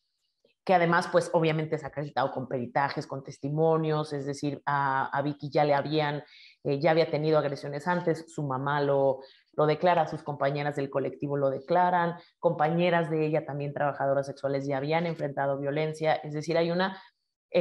acreditación clara de este contexto de violencia y discriminación que sufrían las mujeres trans. También hay un antecedente de historia de violencia policial, porque el otro punto que la Corte toma en consideración es que en el toque de queda después del golpe de Estado hay una represión policíaca importante y un uso desmedido de la fuerza y que con base En este uso desmedido de la fuerza había habido muchas personas que habían pues sido privadas de la vida o de su libertad o habían sido agredidas. Entonces, esta historia de violencia policial, en específico en el toque de queda, en el marco del golpe de Estado, pero también respecto a mujeres trans, porque también los testimonios de las mujeres ya habían pues comprobado que la policía normalmente detenía a las mujeres trans, las insultaba, las golpeaba, ya había entonces como todo este contexto. Es importante además que en este caso de Vicky, la Corte recibió 18 escritos de amicus, que son los escritos que pueden mandar pues cualquier persona en un proceso que se está siguiendo ante la Corte y en el cual le hace llegar a la Corte una información que considera que puede ser relevante o pertinente para la resolución del caso. Y en este caso, la Corte recibió 18 amicus, que es una cantidad importante. Muchas veces vamos a leer como en la parte inicial de las sentencias, cuando esté descrito el procedimiento ante la Corte, vamos a ver que quizás se reciben 3 amicus, 4, 5, pero este caso recibió un montón de amicus y también muchos de esos amicus hacían referencia a la situación de violencia específica contra mujeres trans por policías en Honduras. Entonces, el contexto, como ven, cada vez va tomando más elementos, ¿no? No solo es el del contexto del toque de queda, no solo es violencia contra población LGBT+, es violencia contra las mujeres trans en específico y en específico ejercida por policías. Entonces, la Corte va construyendo este marco y además toma en cuenta lo que ya les decía, que Vicky es asesinada mientras el toque de queda esté en vigor, que antes ya había sido agredida y el testimonio de que una patrulla había intentado detenerla, el contexto de impunidad de agresiones contra mujeres trans y las labores de investigación fallidas que realizó el Estado, ¿no? Porque también ayer conversábamos sobre el reconocimiento de responsabilidad parcial que hace el Estado de Honduras y lo hace respecto a la investigación que se lleva a cabo en cuanto al asesinato de Vicky, pero no profundiza más en ese sentido. Solo hay un reconocimiento de la falta de investigación, pero, y como vamos a ver más adelante, la Corte hace todo un análisis de por qué esta falta de investigación en realidad también fue parte de una concepción llena de estereotipos y de prejuicios en contra de Vicky. Acá también la Corte toma en cuenta los antecedentes, eso también es importante. En varios casos la Corte considera cuando ya ha habido una denuncia previa. Por ejemplo, aquí Vicky ya había denunciado que la habían agredido y es importante en el marco de los hechos que ella va y denuncia y la policía le dice que pues por ello se puede morir, que no les interesa y que pues no va a contar con protección. Y esto obviamente tiene que ver totalmente y está absolutamente basado en la expresión de género que tiene ella, ¿no? Esta percepción de los policías de que, bueno, es una mujer trans y entonces se refieren a ella con el nombre que se le dio al nacer, se refieren a ella como hombre, inclusive en la investigación de los hechos, también ahora iremos a eso, el Estado registra el análisis con el nombre dado al nacer de Vicky y lo registra como un homicidio de un hombre. Entonces, todas estas consideraciones la Corte las va construyendo para acreditar la violación a la vida e integridad personal. Entonces, tomando en cuenta todo esto, la Corte determina que Honduras es responsable por la violación al derecho a la vida por no haberlo prevenido y no haber investigado lo que sucedió. Aquí es interesante la doble violación, por así decirlo, porque no solo determina violado el artículo 4, que es el artículo que contempla el derecho a la vida, sino también el artículo 5 de integridad personal. Y hace una mención interesante al respecto, porque algunas veces pasa, y eso podemos encontrarnos ambas direcciones en la jurisprudencia de la Corte. En este caso, por ejemplo, como ella fue privada de la vida, podría haberse determinado solamente violación al 4, en el sentido de que, pues, evidentemente, si hay una violación al derecho a la vida y la mataron, eso podría incluir la violación al 5 a integridad personal y no estarlo como determinando por separado. Pero aquí la Corte hace a veces las mete en conjunto y declara violación al 4 y al 5 casi que en paquete, pero aquí hace una distinción argumentativa que es interesante y justo menciona que, pues lo que veíamos ayer, ¿no? Que el cuerpo de Vicky es encontrado con un preservativo, pues presumiblemente usado cerca, tiene lesiones en la cara, tiene finalmente la herida, es encontrada con signos que pues dejan claro que hubo una violencia sexual previo a el asesinato. Y entonces la Corte determina que antes de que la mataran, de que hay elementos para pensar de que antes de que la mataran, ella sufrió como angustia y sufrimiento en los hechos previos a que la asesinaran. Entonces, por estos elementos previos al asesinato y el sufrimiento que tuvo en su momento, la Corte determina violación al 5 a integridad personal y después, por el asesinato, con base en estos criterios que la Corte considera suficientes para acreditar responsabilidad internacional, determina la violación al 4. Hay una mano levantada de Yadira, no sé si fue adrede o no, pero si tienes una pregunta, Yadira, adelante. Creo que no fue adrede. Pero bueno, si alguien tiene una pregunta, levante la mano e interrumpimos. Entonces, la Corte, con base en esto que les dije, determina violación a el artículo 4, ¿no? Por esto, porque había contexto, porque estaba el toque de queda, porque era responsabilidad del Estado, porque había una sistemática agresión a personas trans por parte de policías, es decir, encuentra los indicios suficientes para decir, ¿sabes qué? Sí, se acredita la responsabilidad por la muerte de Vicky, y entonces violación al 4. Y se acredita también responsabilidad por los posibles sufrimientos que haya tenido previo a que la privaran de la vida, y eso acredita la violación al 5. En cuanto a la personalidad jurídica, libertad personal, vida privada, libertad de expresión, nombre e igualdad, la Corte lo que analiza es que hay elementos para concluir que Vicky había sufrido violencia de género de tal grado que terminó en su muerte. Y también hay elementos para determinar que sufrió violencia sexual. Y para ello menciona lo mismo, alguna parte de los mismos contextos que había analizado en Vida e Integridad, que es el contexto de discriminación, la presencia del preservativo utilizado que se encuentra cerca de su cuerpo, la exposición de su cuerpo en la vía pública, su condición de persona defensora de derechos humanos de las personas LGBT+, y la naturaleza de las heridas en su rostro. Entonces, la Corte hace este análisis para entender que la violencia que sufre Vicky la sufre por razón de género. Es decir, que si ella no hubiera sido una mujer trans,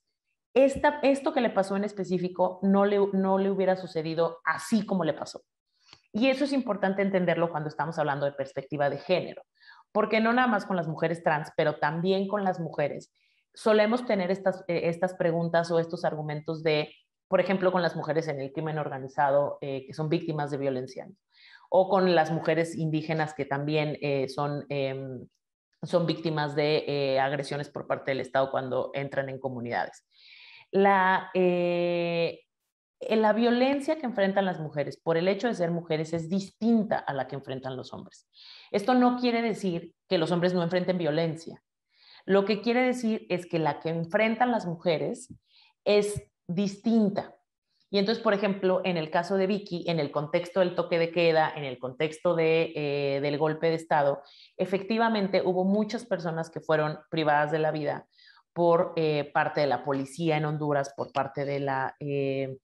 los agentes estatales, pero la violencia que sufrieron esas personas o la manera en la que fueron asesinadas es distinta que la que sufren en específico las mujeres trans. Lo mismo las mujeres indígenas que el ejército entra a su comunidad. ¿También matan a los hombres? Sí, también matan a los hombres, pero a las mujeres antes de matarlas las violan y las ponen a hacerles de comer y los ponen a lavarles la ropa y las mantienen como sometidas a trabajo forzoso por un tiempo. Es decir, hay una característica específica de la violencia de género que la Corte insiste en resaltar porque es importante para entender cuál es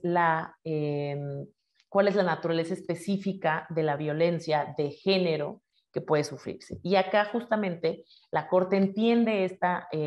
caracterización específica de Vicky y la violencia que enfrenta por ello.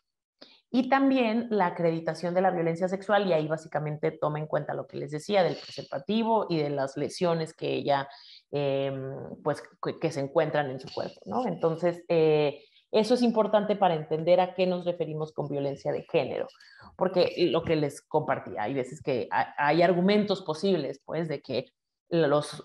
hombres cisgénero, heterosexuales, también enfrentan violencia, lo cual es cierto, pero es violencia de otro tipo. Entonces, lo que la Corte insiste es que hay que saber detectar a qué obedece la violencia de género y cuáles son las consecuencias de la violencia de género para poder atacarla de manera específica. Y esto es lo que toma en cuenta con Vicky. También menciona que el derecho a que se respete tu identidad de género está protegido por la Convención Americana y que esto es una conjunción del derecho a la vida privada, a la personalidad jurídica y a la libertad de expresión. Este caso de Vicky Hernández no es el primero de una mujer trans que la Corte conoce. Si vemos justo en lo que yo les contaba de los párrafos y vemos las citas y vemos cuál ha sido la línea jurisprudencial de la Corte ya había podido conocer del caso de Azul Marín Rojas contra Perú. Y ese caso se refiere a la detención de quien entonces se identificaba como un hombre gay, ahora es una mujer trans, pero en el momento de la detención entonces sufre diferentes agresiones por la consideración de hombre, por su identificación como hombre gay, y la detención es arbitraria y él sufre diferentes agresiones durante la misma, y después cuando transiciona y ya se identifica como mujer trans, también hay una serie de agresiones al respecto. Y también en la OC 24, en la OC 24, creo que sí es 24, sí, estoy casi segura. Esa OC trata de la obligación de los estados de tener mecanismos para reconocer el cambio de nombre en los documentos oficiales de las personas trans. Y ahí también la Corte ya comienza a esbozar este derecho a la identidad de género, a que uno pueda justamente identificarse como prefiera, y a la obligación que entonces tiene el Estado de proveerme los mecanismos para que ese reconocimiento a mi identidad de género sea viable y no sea imposible, por ejemplo, cambiar de nombre para una persona trans, ¿no? Que no sea imposible cambiar su cédula de identificación, su INE, su acta de nacimiento. Determina todas estas obligaciones para que el Estado pueda efectivamente reconocer y proteger el derecho a la identidad de género de las personas. Y justo esto es una evolución interesante en la jurisprudencia de la Corte, porque no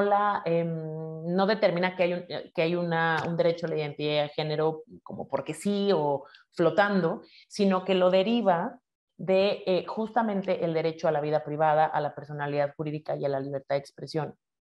Y lo entiende como una posibilidad de poder identificarse y lo que a nivel nacional también tendríamos muy marcado como un libre desarrollo de la personalidad, es decir, que uno pueda ser quien es y pueda identificarse de la manera en la que mejor le parezca y el Estado no coloque trabas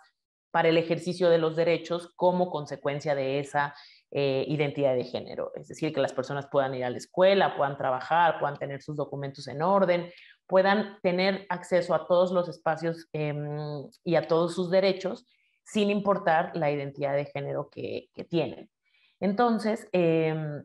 este caso en específico, el Estado, a la Corte le establece que el Estado no respetó los derechos a la vida privada, a la personalidad jurídica y a la libertad de expresión de Vicky, en tanto no le permitió cambiar y justamente tener sus documentos de identidad de manera pues adecuada como ella hubiera querido. También toma en cuenta esta obligación que yo les decía, que implica adoptar medidas positivas para revertir o cambiar contextos de discriminación, como en este caso, pues, la comunidad LGBT+. Esto ya la Corte lo ha desarrollado en muchas sentencias, y si lo rastreamos, Y es interesante, por ejemplo, el antecedente que ya tiene pues más de 10 años de campo algodonero, porque ahí la Corte habla por primera vez de la vocación transformadora de sus reparaciones. Y es un concepto interesante pues en este activismo judicial que podríamos reconocerle a la Corte Interamericana, porque justo plasma en sus reparaciones esta intención clara de que no se queden solo de manera reactiva para reparar lo que ya había pasado en específico con las familias de las tres mujeres a las que hace referencia el caso, sino que pudiera tener un impacto transformador en la normativa y también en la vida pública y social de las mujeres en Chihuahua y en México. Y entonces establece esta obligación de que haya medidas para cambiar los contextos de discriminación. Y esto puede cruzar por educación, medidas, campañas de educación, campañas de concientización, tener un adecuado mecanismo para que estos crímenes, no sé qué, para que crímenes en contra de mujeres o de personas con discapacidad o de personas que pertenecen a la comunidad LGBT+, esto no se quede en impunidad, sino mecanismos de investigación adecuados, es decir,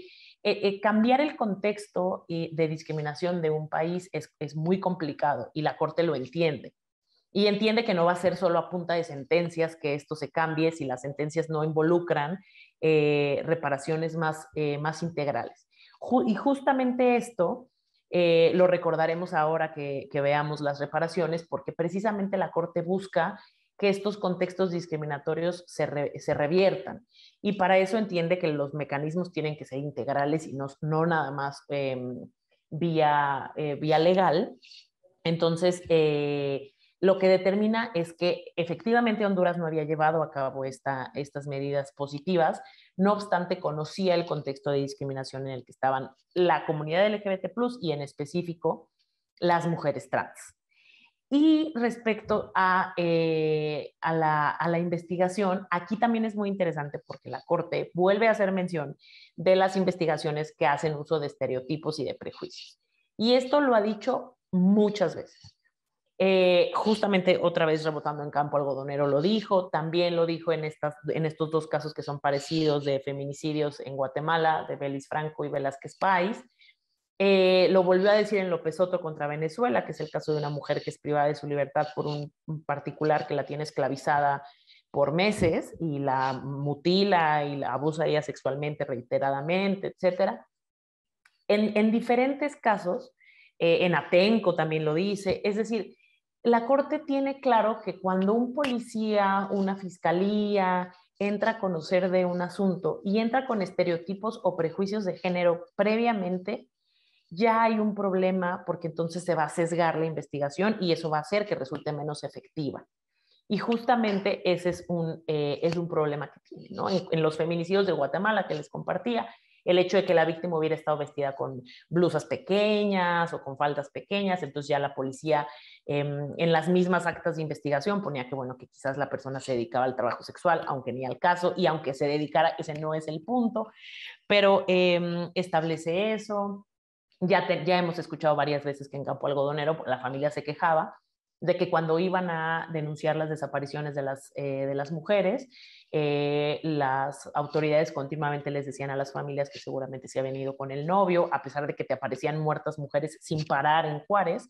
El contexto no era tomado en cuenta y las autoridades seguían repitiendo que seguro estaban con el novio. En el caso de López Soto, la hermana de la víctima llama a la policía y les dice: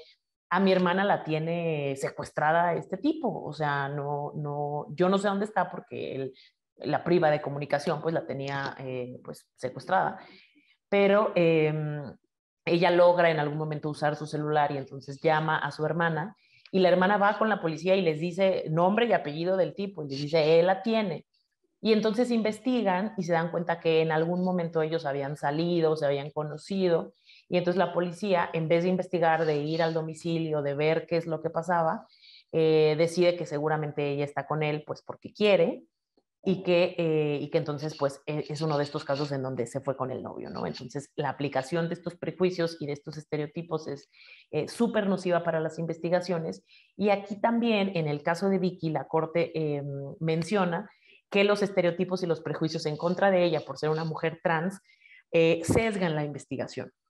Y entonces justamente eso hace que no haya una debida diligencia en la investigación del caso, porque las autoridades ya entran a investigarlo con una idea, con la idea de que es una trabajadora sexual, de que es una mujer trans, y entonces no hay una debida investigación, porque más bien hay un ambiente discriminatorio en la investigación y no se toma en cuenta el contexto específico de vulnerabilidad en la que se encontraba. Y aquí se hace la conexión con el punto de que ella no hubiera tenido acceso a tener sus documentos oficiales, a haber cambiado su nombre, a poder ejercer su identidad de género de la manera en la que ella hubiera querido. Y esto es importante justo porque cristaliza lo que hablábamos hace unos momentos del derecho a poder, a que tu identidad de género sea reconocida. Y esto en el sentido de que ella no tenía una identificación oficial con el género femenino, entonces también la investigación se inicia como si ella hubiera sido hombre, y entonces su identidad de género, la que ella percibía, no es respetada tampoco en la investigación, porque no había habido una manera de reconocérsela, es decir, el Estado no le había permitido cambiar el nombre, no le había permitido cambiar sus documentos, y entonces la investigación se lleva a cabo perpetuando esta discriminación respecto a la identidad de género que ella tenía. Entonces, la Corte establece que Honduras es responsable por las violaciones a el derecho al reconocimiento de la personalidad jurídica, a la libertad personal, a la vida privada, a la libertad de expresión, derecho al nombre y derecho a la igualdad. Esto justo tomando en consideración todo el conjunto de derechos que se le violan a Vicky a través de no reconocerle su identidad de género en documentos oficiales y de no haberle permitido entonces cambiar su nombre, ejercitar su personalidad jurídica con el género que ella prefería, tener esta opción, esta libertad de identificarse y de ejercitar vía legal su identidad. Y justo en la Corte entonces determina que existen todas estas violaciones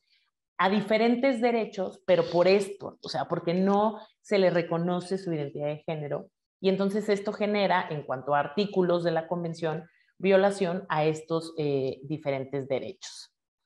Y un punto bien interesante que además fue controversial y ahora lo conversaremos, es que la Corte determina que hubo una violación a la Convención de Belém do Pará. La Convención de Belém do Pará es la Convención Interamericana para prevenir, sancionar y erradicar la violencia contra las mujeres.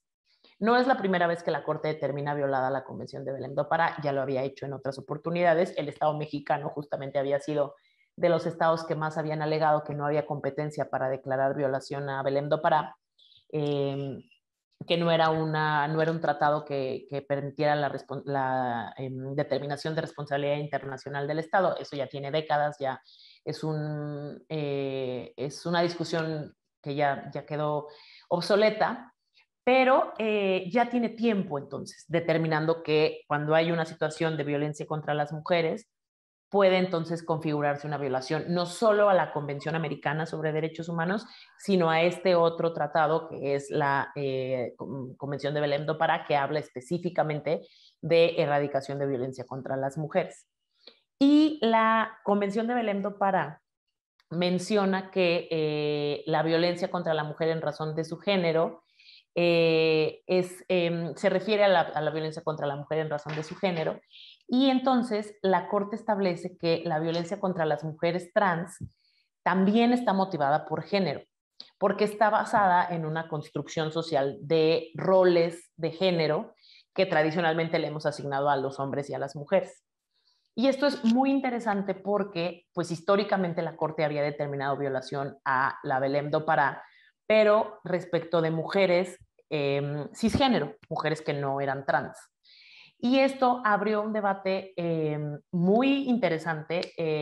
Si uno ve la votación en la sentencia que viene al final del texto,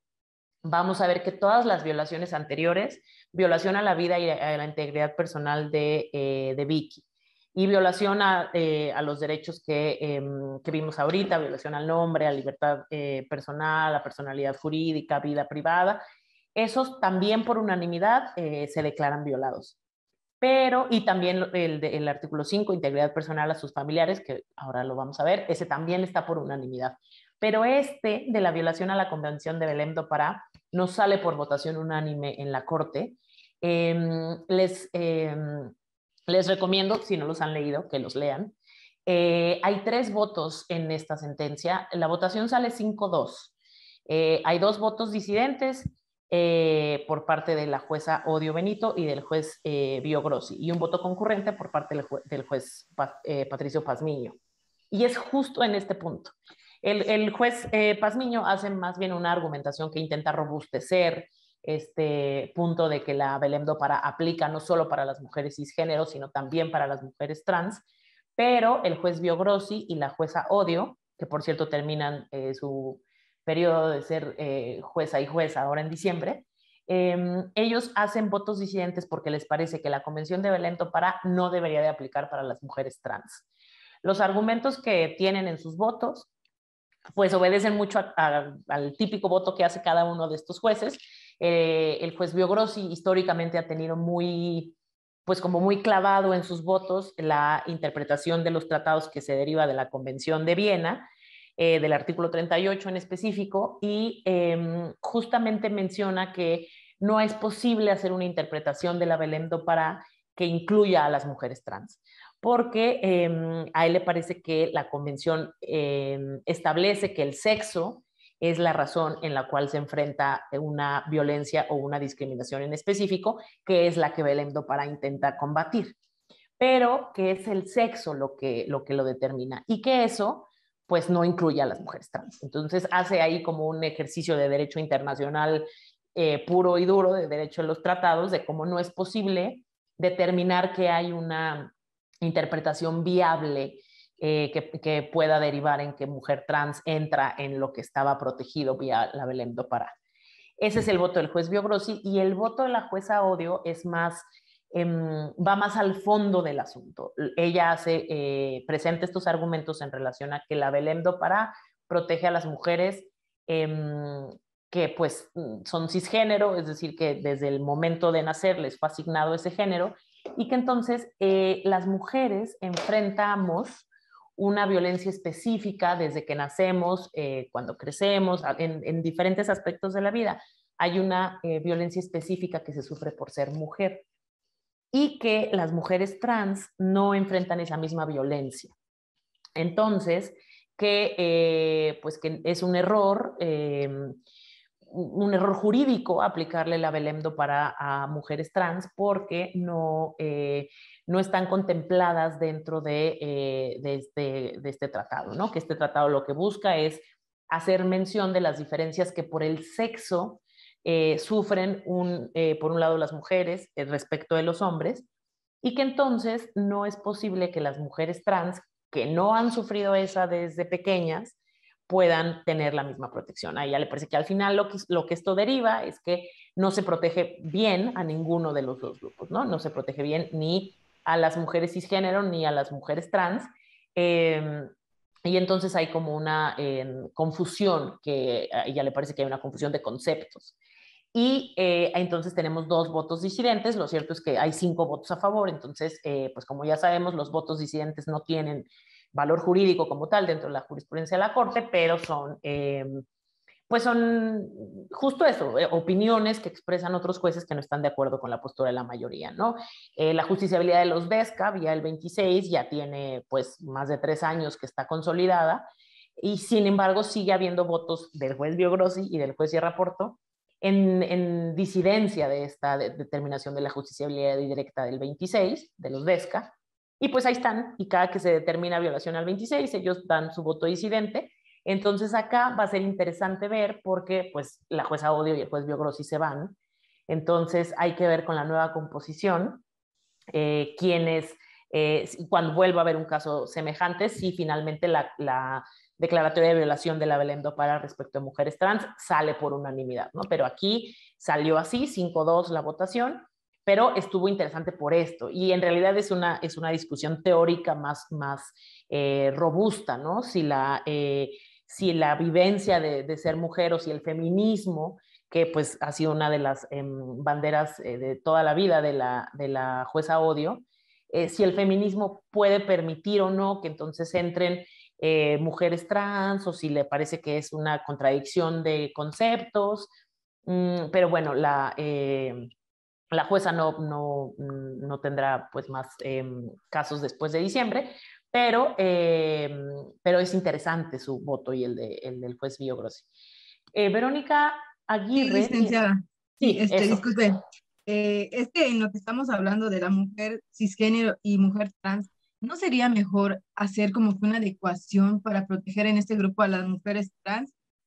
propiamente? Porque como menciona en ese voto, en el voto, ¿no? Que las mujeres desde que nacen tienen como que cierta lucha, digamos, histórica, ¿no? Y la mujer trans pues nace siendo hombre y a lo largo de su vida decide, eso es más personal, ¿no? Algo de individual y personalísimo, porque no todos los hombres que nacen siendo hombres en lo largo de la vida se van a convertir en trans. O sea, sería adecuar, por ejemplo, en mención de los votos, de los que dicen que la convención do Pará es para las mujeres, quizás sea una idea cerrada, pero yo creo que sí están bien, porque sería necesario adecuar una para las mujeres trans, porque en sí son derechos humanos para esas personas que deciden adoptar una personalidad a lo largo de su vida o se identifican de tal forma, pero siguen siendo de género, el género es masculino, pero ya como se identifiquen a lo largo de su vida es otra cuestión. Claro, justo ese es el corazón del voto de la jueza Odio. O sea, la jueza Odio lo que establece es que sexo sexo e identidad de género son cosas diferentes, y que entonces el sexo atiende a características biológicas, y la identidad de género es este constructo social de, bueno, cosas que tradicionalmente se le atribuyen a las mujeres o a los hombres, ¿no? Pero justo hace esta mención y determina que hay una serie de violencias específicas que quienes nacemos con el sexo femenino se enfrentan. Entonces, la verdad es que están las dos posturas. Yo creo que en este momento el debate está naciendo, no naciendo, pero está iniciando. Ya tiene un tiempo pues en academia, entre las mismos movimientos feministas, los movimientos de derechos de la población LGBT+. Es decir, ahí hay un punto de toque que no termina de quedar claro, porque justo es eso, es identificar si las violencias que se viven son las mismas o no. Porque justo el corazón del argumento de la Corte, de la mayoría de la Corte, para sí declarar violación de la Belém do Pará, es que todas las violencias que cubre la Belém do Pará están basadas en género. O sea, son hechas hacia las mujeres por su género, no por su sexo. Y entonces, si una mujer trans, la mujer trans, pues su identidad de género es de mujer. Entonces estaría protegida por la Convención de Belém do Pará en el sentido de que el género es lo que le da el nacimiento a la aplicación de la Belém do Pará.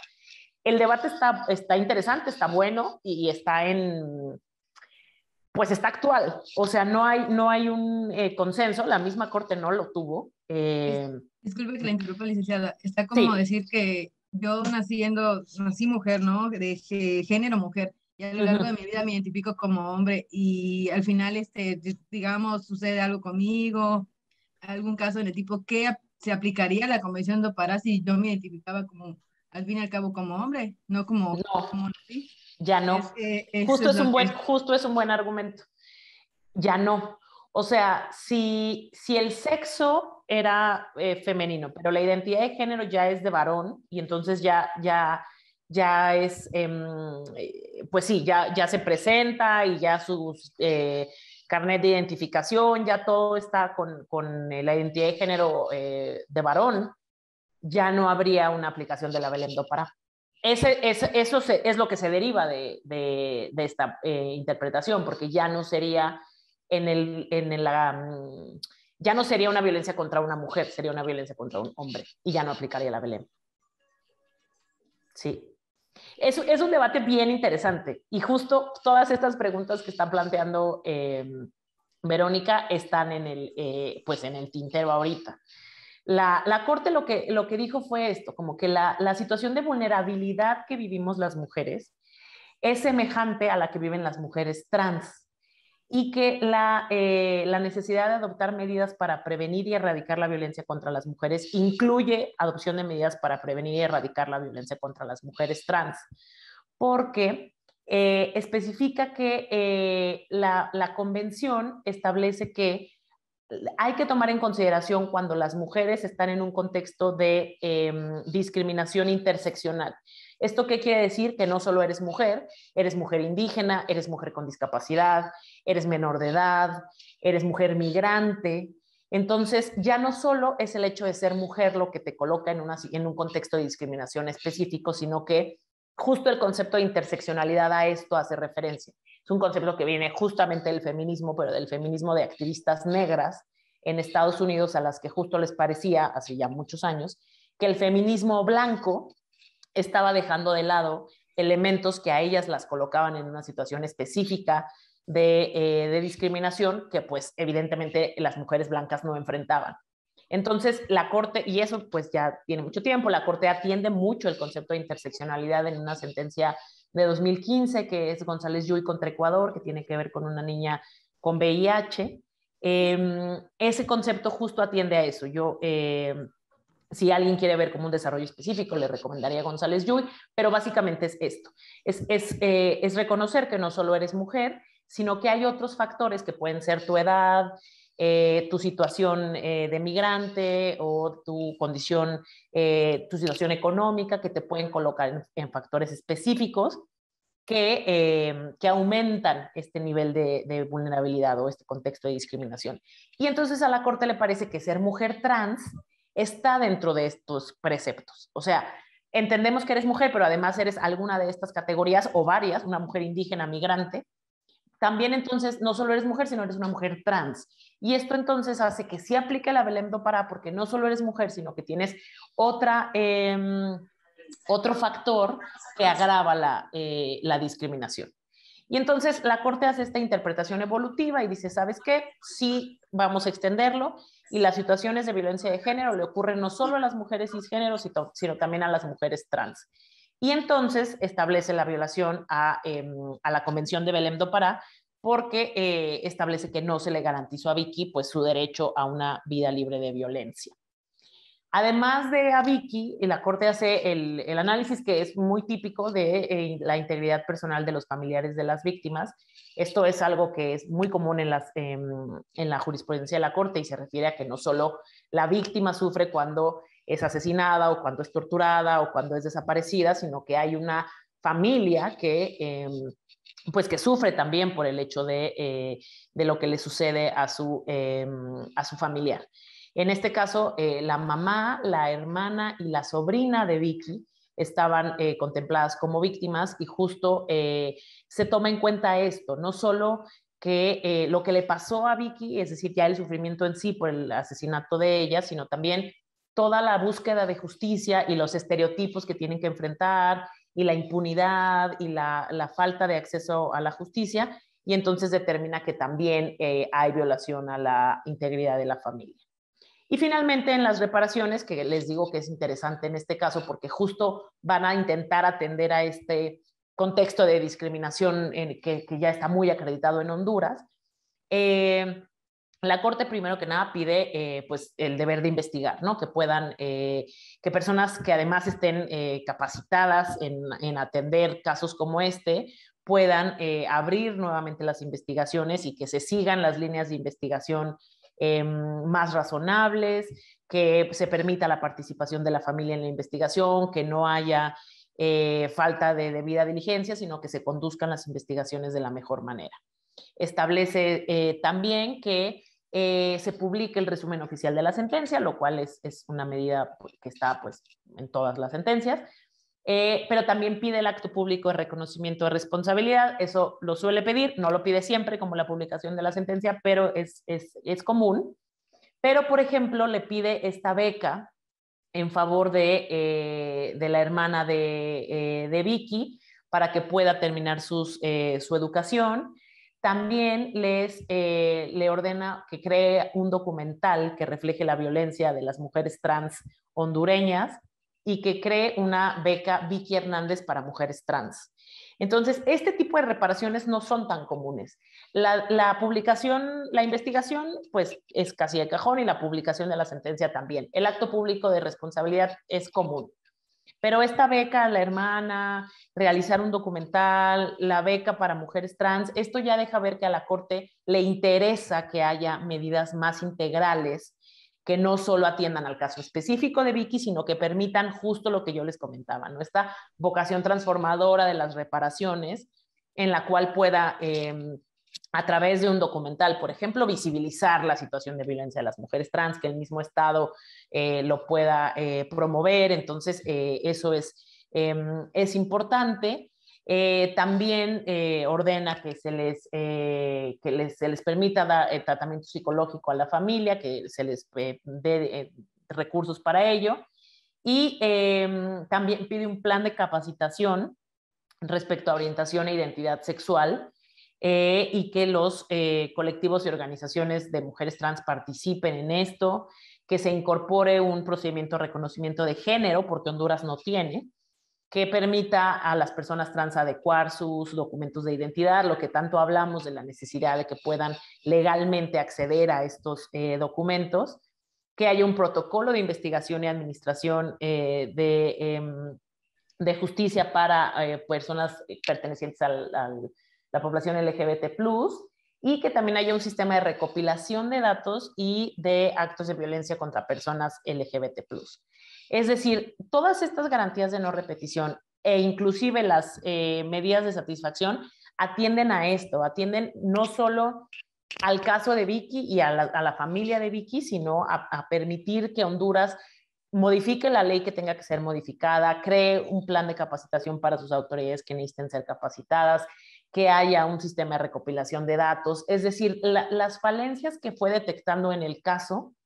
y que derivan en esta situación de Vicky, la Corte le mete al Estado reparaciones para que pueda enfrentarlas. Y como ya sabemos, vía supervisión de cumplimiento irá monitoreando que estas reparaciones se cumplan. Y justamente es interesante por esto, porque la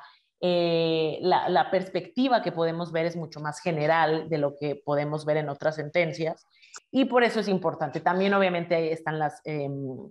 indemnizaciones por daño material e inmaterial, que eso también es de cajón y se le paga a las familiares, pero esto en específico me parecía importante compartírselos también para que vean que los estándares o los precedentes que podemos encontrar en las reparaciones también tienen una naturaleza específica y buscan unos objetivos en específico. Entonces, esta es lo que nos faltaba de la sentencia